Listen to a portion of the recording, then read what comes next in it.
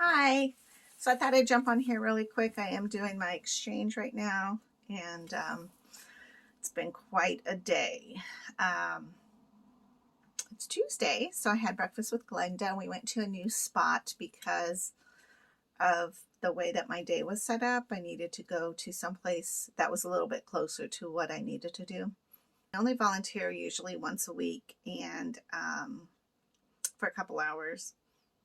So I have a history of thrift store and resale and management and all of that, like my whole entire life. I had a waitressing job, was my first job, but ever since then I've always done retail. Like, I know how to make money in a retail store. I know thrift stores. I have so much wisdom, but I've learned it over the years. So anyways, I'm really frustrated today because the person in charge is so mean and ungrateful.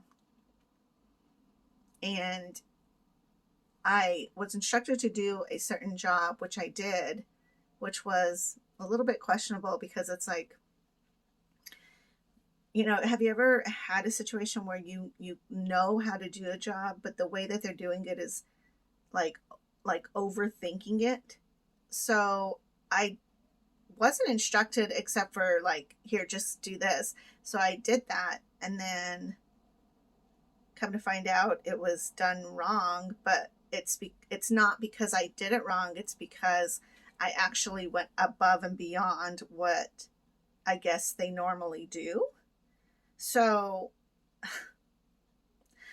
which is fine. Like, I like, just tell me, like, you need to do it this way, or we don't do it that way, or um like, you don't have to do all of this. But to me, because I'm so used to working in a very, like, I'm used to working in a larger business, the task was very small. So it was like, why not just clean up the area too? And so that's what I did. And then because I went above and beyond, I overheard the person in charge basically putting down what I did, even though what I did was a positive to the task. And that really upset me because, one, that's like public shaming. Like, you don't, as a manager, you don't go and start talking about something that somebody else did to the crew. You actually thank the person, and then in conversation kind of figure out where to go from that point. But I didn't do anything wrong. I just went up and beyond, above and beyond the task that was given to me. So I actually got completed in that time frame 2 times more than I should have done, I guess. And it's just frustrating to me because then I'm like, I don't have to be here. Like, this is not, I'm not getting paid to do this. So now I'm questioning like whether or not to even go back, because honestly, this is like the third time this has happened where I have, because I'm so small, I can actually, and I don't mean to hide, it's just like I go to another section because another section needs to be cleaned. So I just naturally went there and started organizing and putting things the way they're supposed to be, the way that they have the area set up. And this is like the third time that I've heard this person like talking about me to the staff. I have a very big fuse, a long fuse of patience and understanding. And today it took everything in me to not start crying, to not get mad, to not call him out on it. And I literally just turned around and continued my little task until I was at a point where I could stop. so I could leave. And here I am thinking, like, I am here to volunteer and to help this organization that means something to me. And you have the audacity to treat me like that? So frustrating. So why even bring that up at all? It's not to really cause drama, but to say that when we are faced those kind of situations where we're not in control over what's going on, how do we handle that?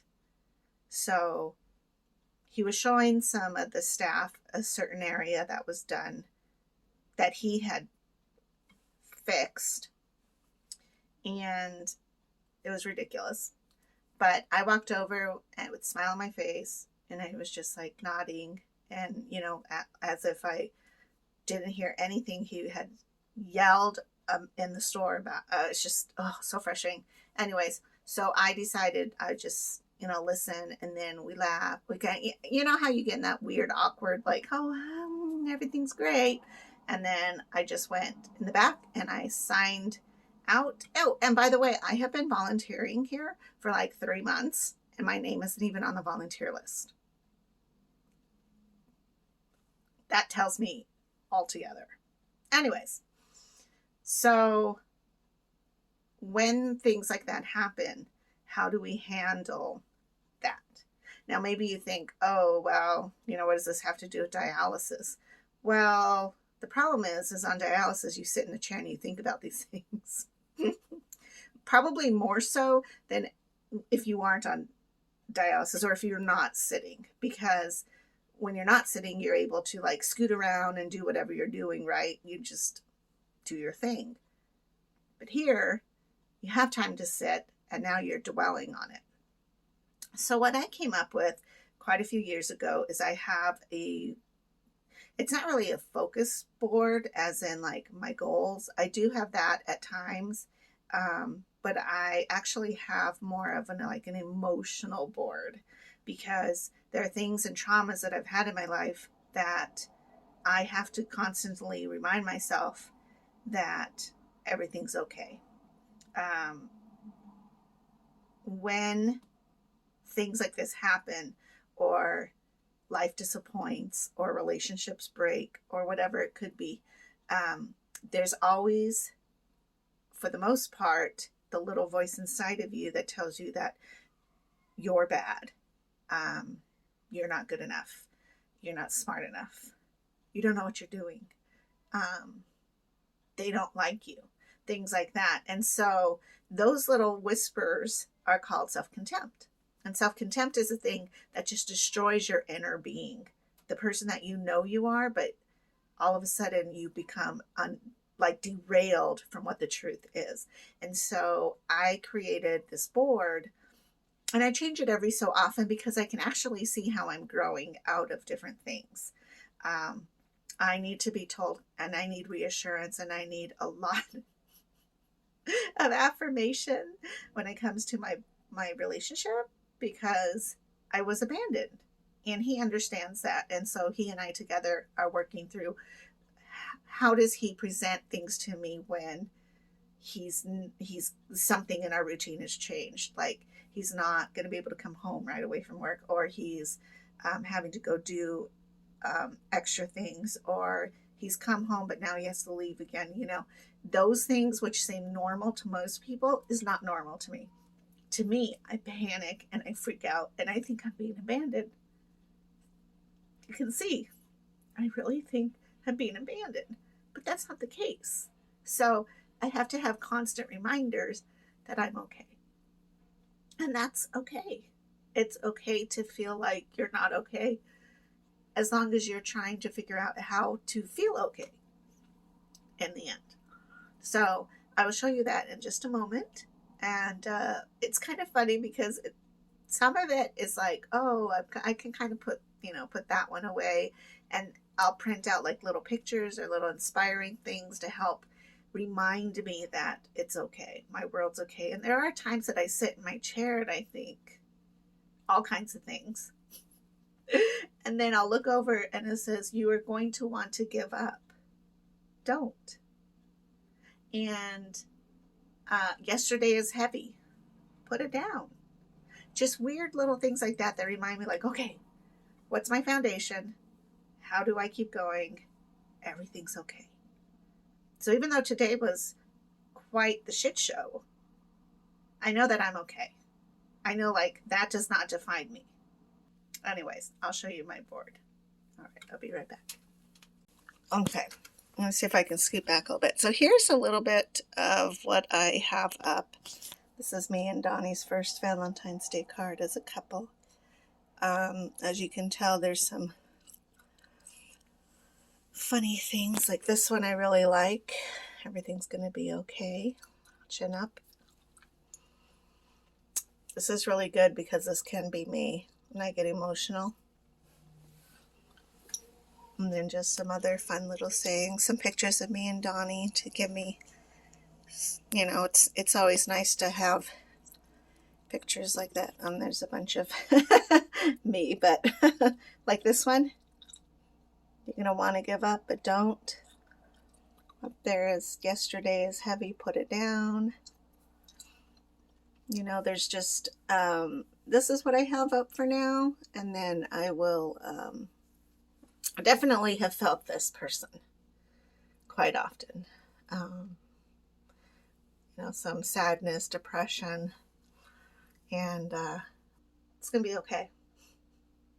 Somehow it's just always going to be okay. So I try not to get too caught up in all of those emotional things, because the reality is that my life is first priority, dialysis.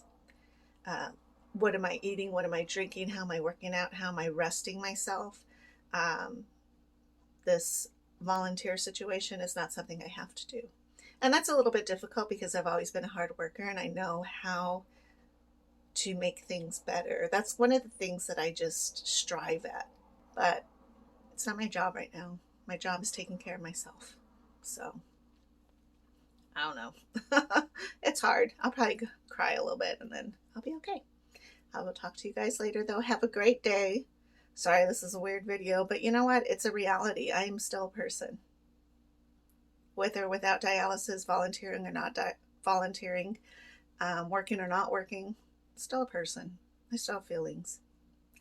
And if you're a manager, don't treat your employees that way, or your volunteers, because it's not right. So anyways, I'll talk to you guys later. Bye.